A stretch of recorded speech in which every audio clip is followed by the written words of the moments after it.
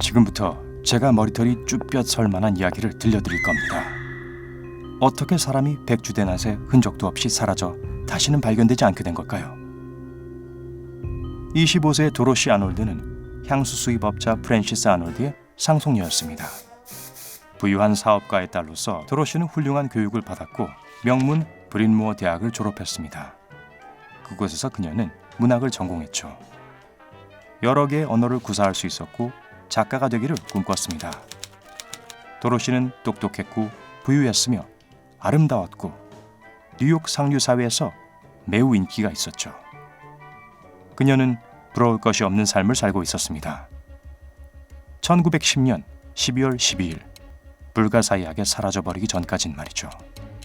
오전 10시 45분 도로시는 방에서 나와 아래층으로 내려갔습니다. 그리고 응접실에서 어머니를 만나 19살 된 여동생 마조리의 사교계 데뷔 파티 때 입을 드레스를 사러 가겠다고 말합니다. 무도회는 12월 17일로 예정되어 있었고 이는 사건 발생 5일 후였습니다. 도로시의 어머니는 함께 가자고 제안했지만 이 젊은 사교계 아가씨는 거절을 합니다. 거기에는 그럴 만한 이유가 있었죠. 도로시의 어머니는 병이 매우 깊었고 거의 외출을 하지 않았거든요. 아놀드 부인은 그날 아침 딸의 행동에서 전혀 이상한 점을 발견하지 못합니다. 오전 11시 도로시는 집을 나섰습니다. 집은 맨해튼의 호화로운 어퍼 이스트 사이드였죠. 그녀의 수중엔 약 25달러의 돈이 있었는데 지금으로 환산하면 약 700달러 정도입니다. 그리 이상해 보이는 액수는 아니죠. 어차피 무도회 드레스를 사러 갈 거였으니까요. 보통의 상류사회 여성들이 그러했듯이 그녀는 옷을 잘 차려입고 있었고 손에는 큰 털 가방을 들고 있었습니다. 그녀는 5번가를 향해 서쪽으로 가다가 맨해튼 미드타운 쪽으로 걸어갔습니다.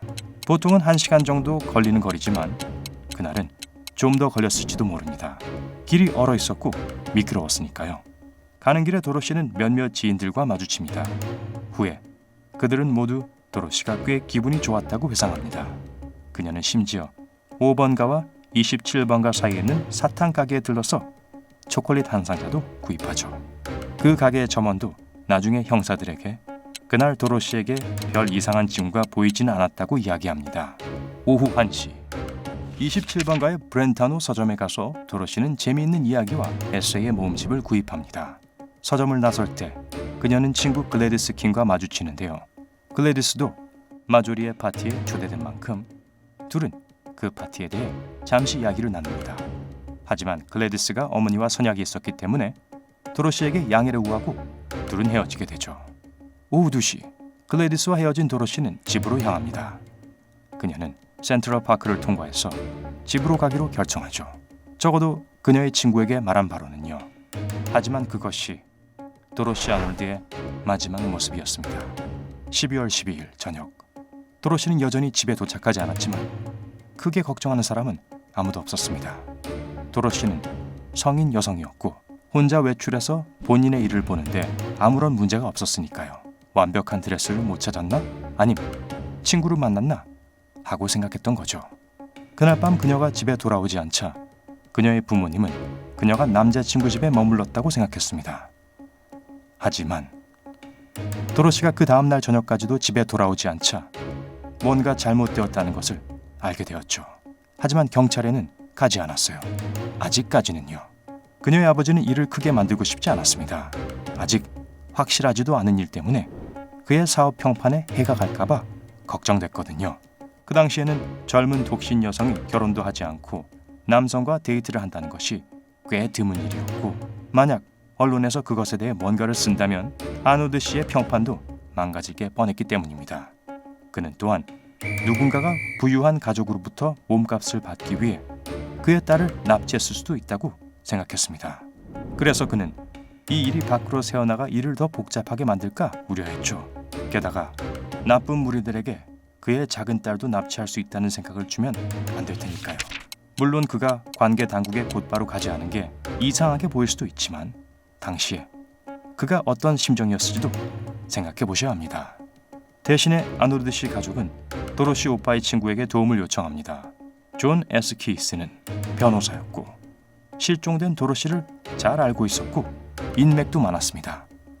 그래서 키스가 이 일에 즉시 뛰어들었고 도로시의 친구와 지인 그리고 도로시가 자주 다니던 가게에서 일하는 점원들을 만나 탐문했습니다.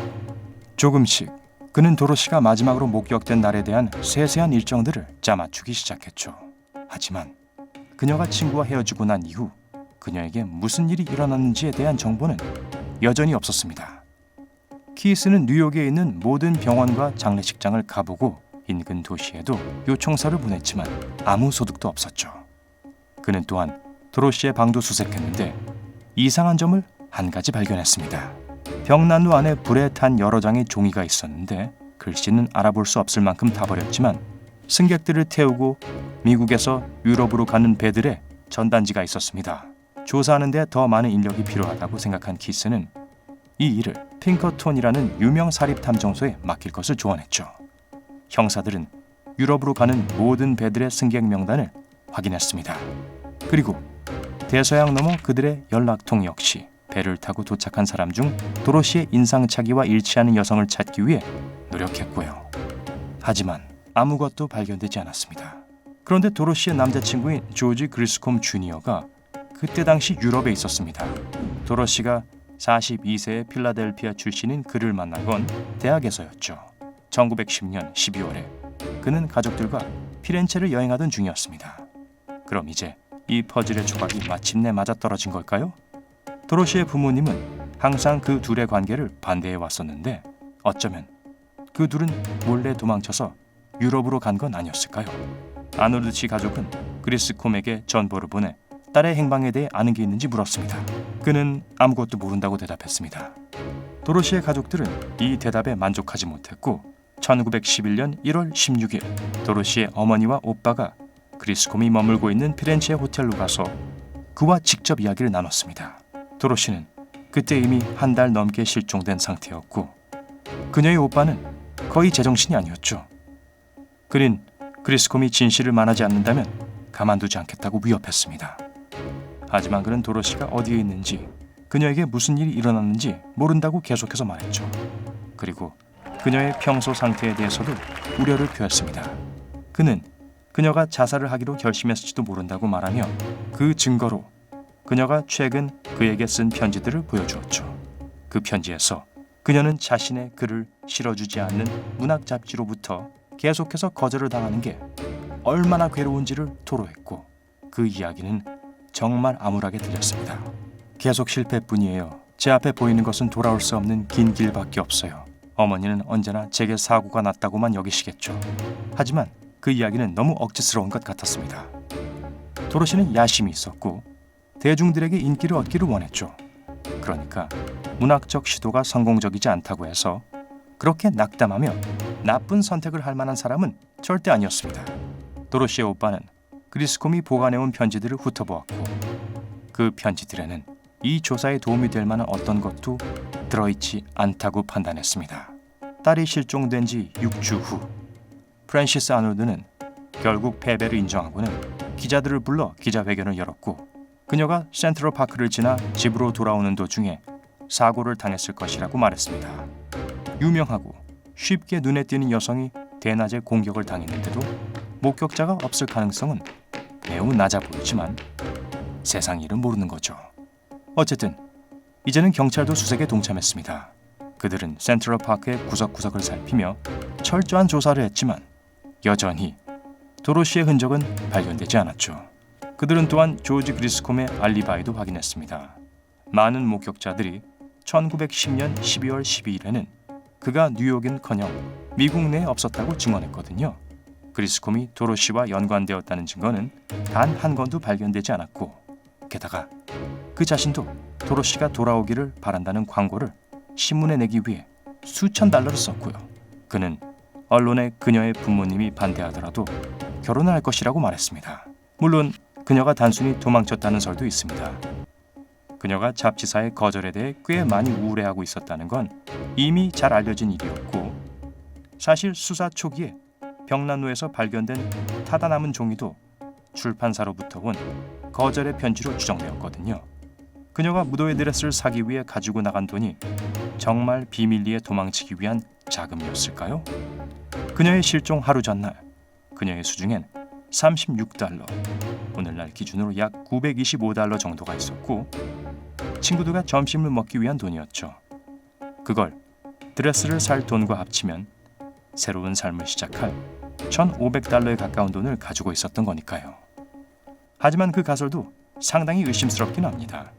도대체 왜 부유한 사교계 여성이 친구도, 가족도, 집도 버리려 하겠어요? 작가로서의 커리어를 시작하는데 어려움을 겪고 있다는 이유만으로요? 게다가 실종되던 날 그녀는 안에 옷이 들어갈 만큼 큰 가방을 들고 있지 않았습니다.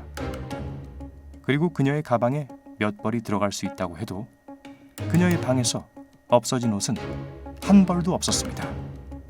모든 목격자들은 그녀가 실종되던 날 이상하게 행동하지도 비밀스럽게 행동하지도 않았다고 말합니다. 그러니 어떤 이유로든 그녀는 그냥 사라진 거죠. 도로시 아버지는 마침내 그녀가 어떤 사고로 인해 죽었다고 결론을 내렸습니다. 비록 시신이 발견되지 않았다고 해도요. 불행하게도 200만 달러가 넘는 돈이 그들의 딸 도로시 아노드를 찾는 데 쓰였지만 도로시의 가족은 그녀를 결코 찾지 못했습니다. 그 수수께끼는 100여 년이 지난 지금도 풀리지 않고 있죠. 자, 이제 여러분의 차례입니다. 도로시 아노드의 실종에 대한 가설 중 어떤 것이 가장 타당하다고 생각하세요? 아래 댓글로 알려주세요. 오늘 새롭게 알게 된 것이 있다면 영상에 좋아요를 누르고 친구와도 공유해주세요. 잠깐만요. 아직 가시면 안 돼요. 여러분이 확인해야 할 2,000개 이상의 멋진 영상이 기다리고 있습니다. 왼쪽, 오른쪽 중 하나를 클릭하고 즐겁게 감상하시기만 하면 돼요. 삶의 밝은 면에 머무르세요.